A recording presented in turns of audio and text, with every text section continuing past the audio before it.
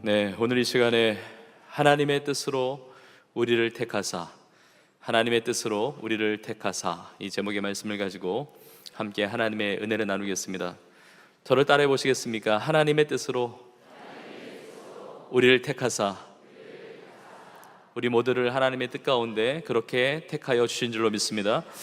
오늘 예배를 드리면서 세례식을 함께 진행하게 됩니다. 세례 받으시는 모든 성도님들을 주의 이름으로 축복하고, 또 이 시간 함께 예배하는 우리 사랑하는 모든 성도님들에게 말씀을 통해서, 예배를 통해서 하나님의 한량없는 사랑과 은혜가 충만하게 부어질 수 있기를 주의 이름으로 축원합니다. 지난 주일까지 빌립보서의 말씀을 나누었는데, 오늘부터 새롭게 에베소서의 말씀을 우리 성도님들과 함께 나누고자 합니다. 바울이 복음을 전하다가 로마의 감옥에 갇히게 되었는데, 로마 감옥에서 쓴 옥중서신이 여러 개가 있는데 그 중에 하나가 빌립보서였고, 또 이제 우리가 보게 되는 이 에베소서도 사도 바울이 로마 감옥 안에 있을 때 쓰게 되었던 옥중서신의 하나라고 볼 수가 있습니다. 빌립보 교회도 사도 바울이 참 사랑했던 교회이지만, 에베소서는 특별하게 하나님의 사랑과 은총을 받았던 교회였습니다. 우리가 사도행전을 통해서 알 수 있지만, 사도 바울이 세 차례에 걸쳐서 선교의 여정을 이제 하게 되는데, 2차 선교 여행 때 잠시 들렸던 지역이 에베소 지역이었는데, 잠시 머물다가 떠날 때 하나님의 뜻이면 돌아오겠다 했습니다.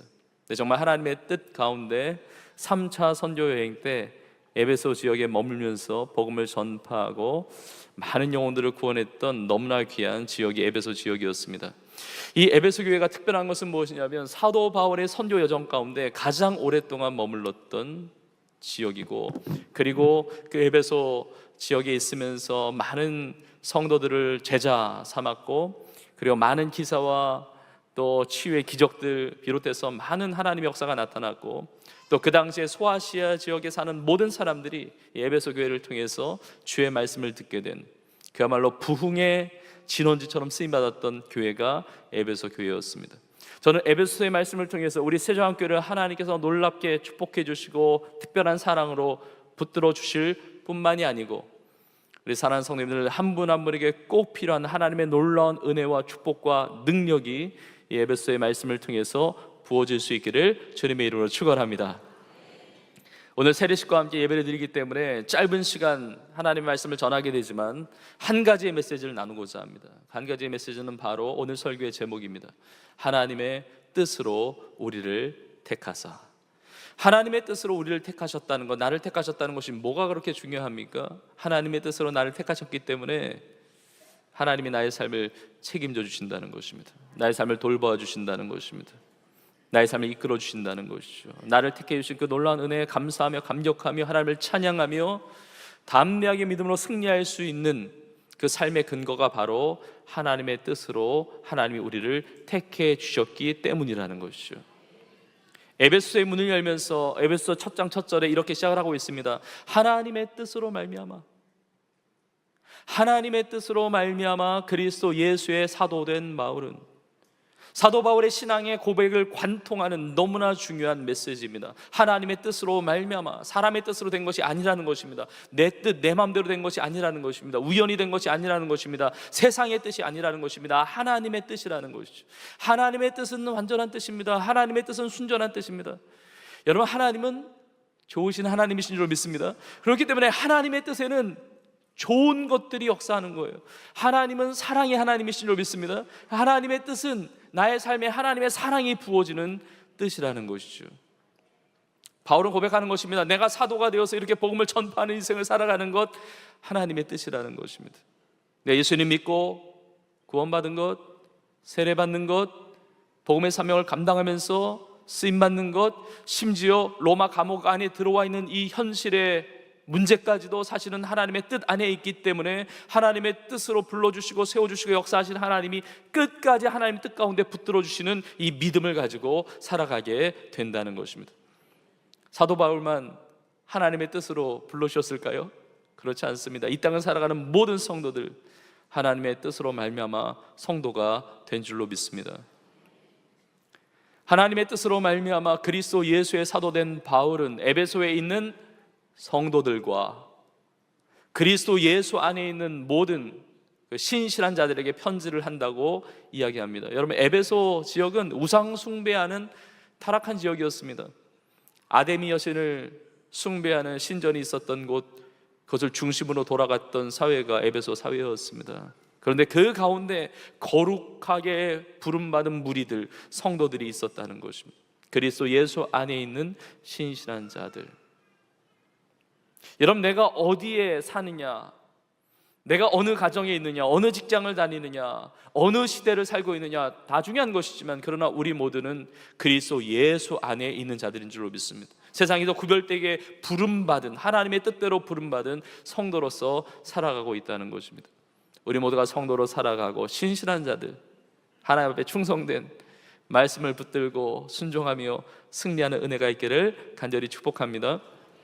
자, 그렇다면 하나님의 뜻으로 말미암아 내가 어떻게 됐다는 것입니까?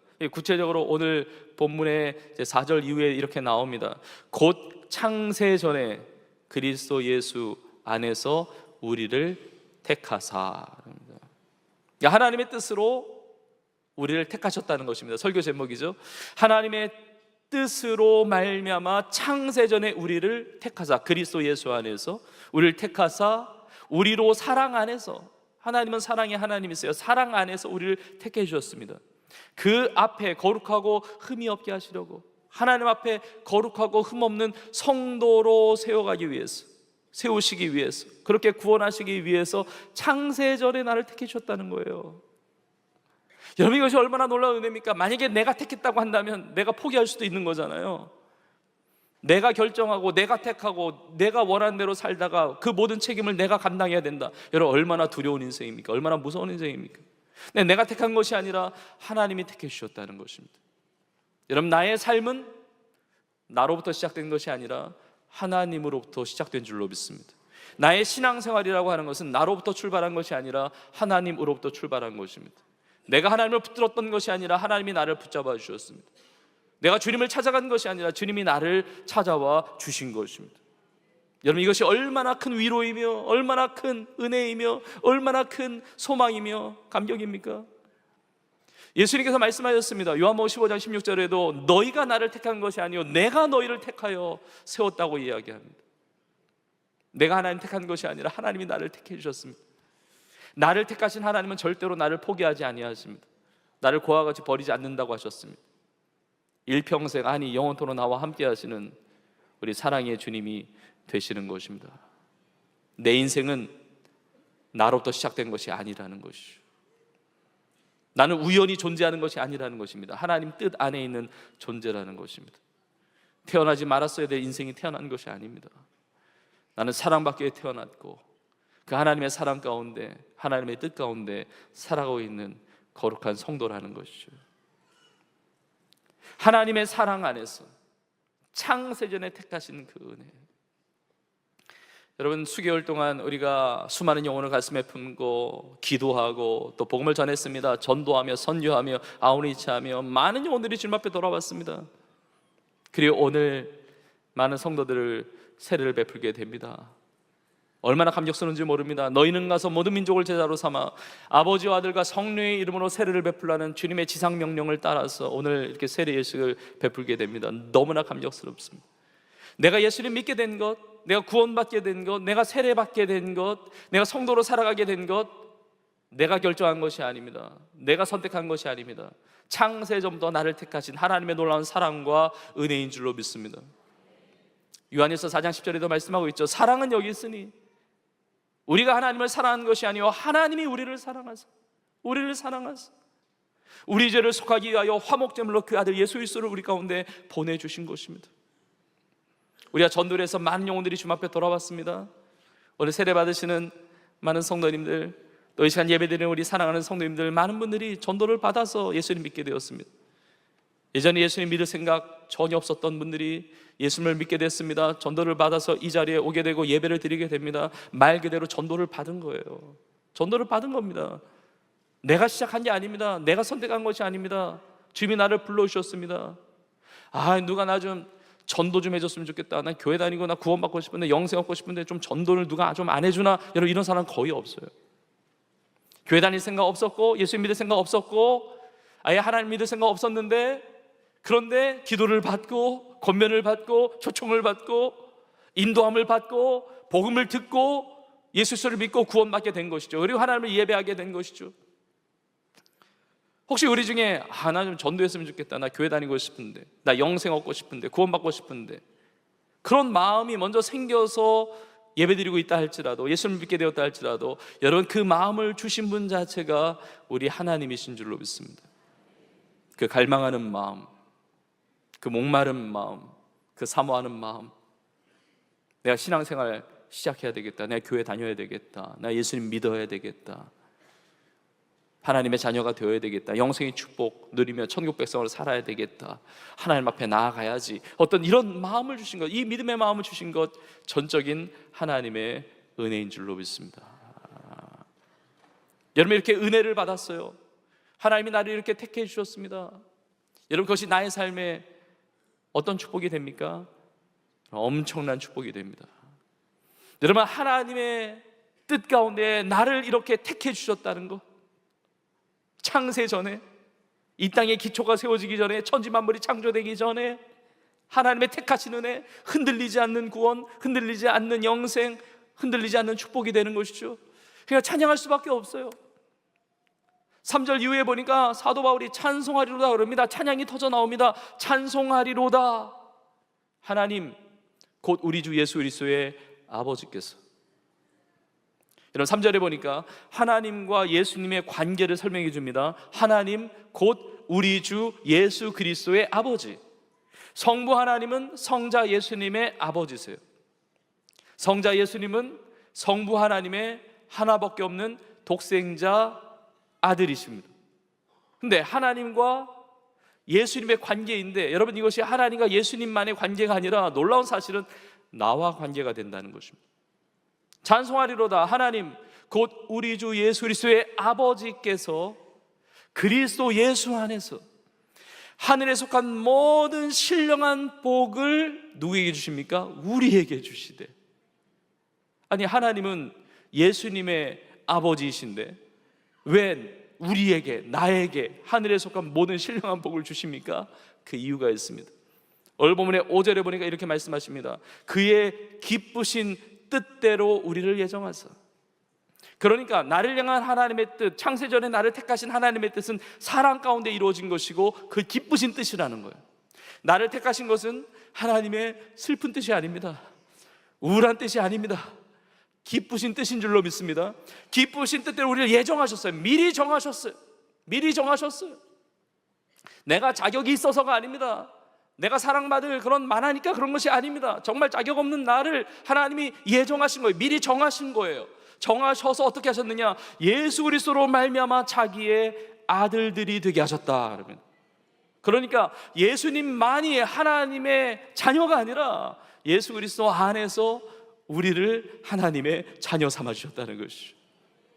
그러니까 예수님이 받을 하나님의 그 놀라운 복이 내가 받는, 우리가 받는 놀라운 복이라는 것입니다.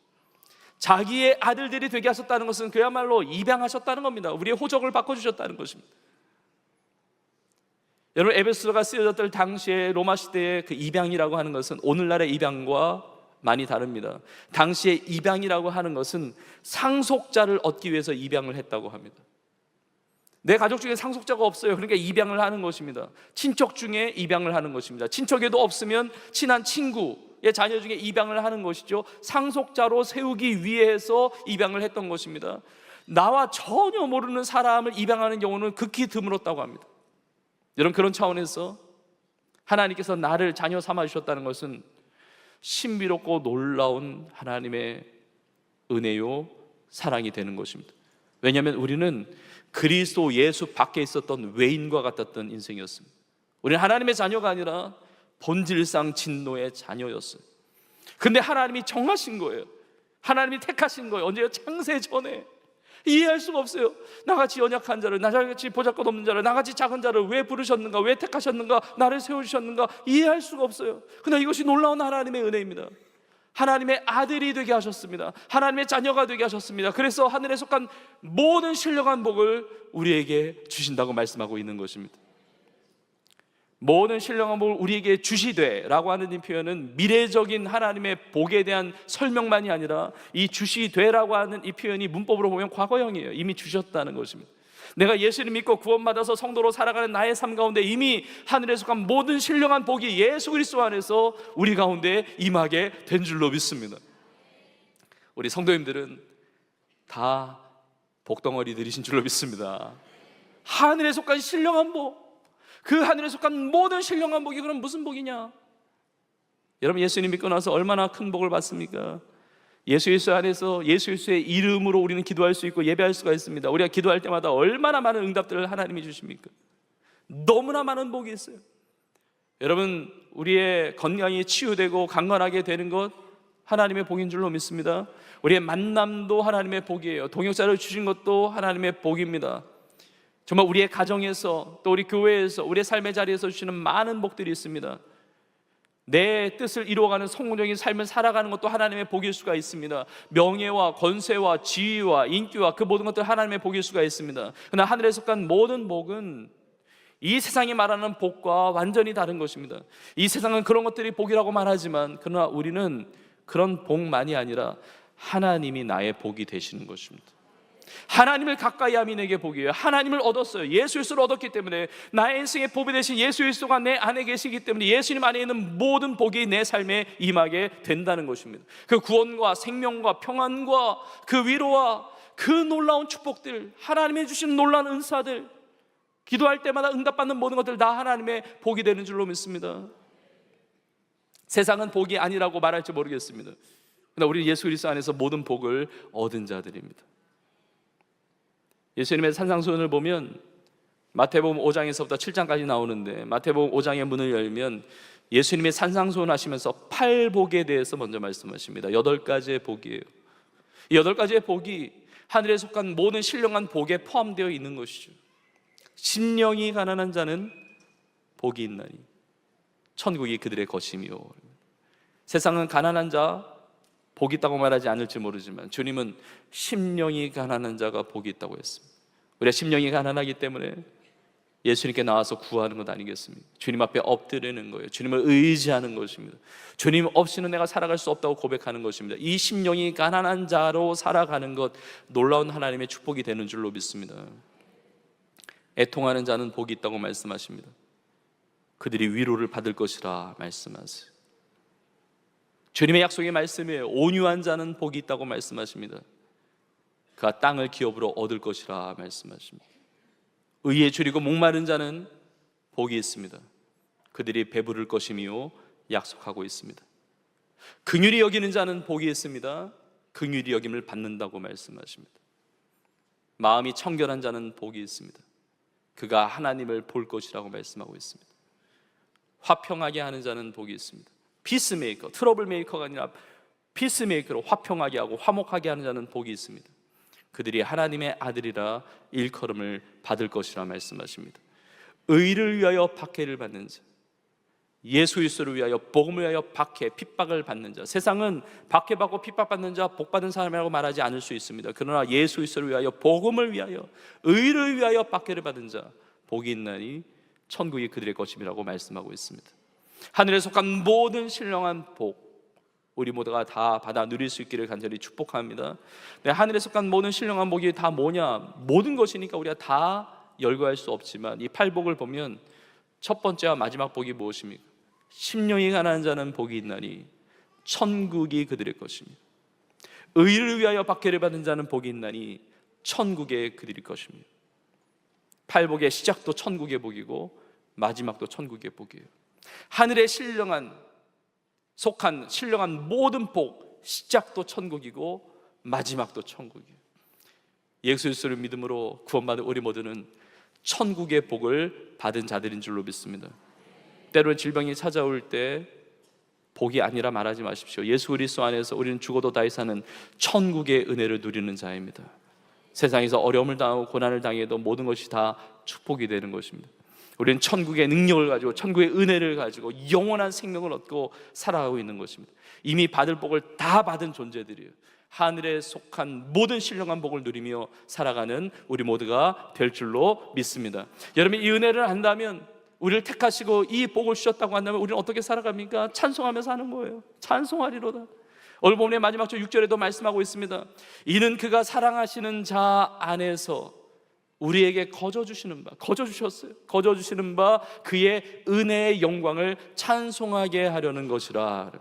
우리가 사랑하는 이에 찬송할 것밖에 없어요. 그 은혜를 노래하는 것밖에 없습니다. 그 은혜를 증거하는 것밖에 없어요. 이 놀라운 구원의 은혜를 베풀어 주셨고, 이 택하심의 은혜를 베풀어 주셨고, 하나님의 뜻으로 말미암아 하늘에서 모든 신령한 복을 주신 하나님의 은혜가 얼마나 감사합니까? 여러분, 이 은혜를 누리십시오. 이 은혜를 고백하십시오. 내 삶의 두려움이 떠나가고, 염려가 떠나가고, 걱정이 떠나가고, 놀라운 평강의 은혜가 있게 될 줄로 믿습니다.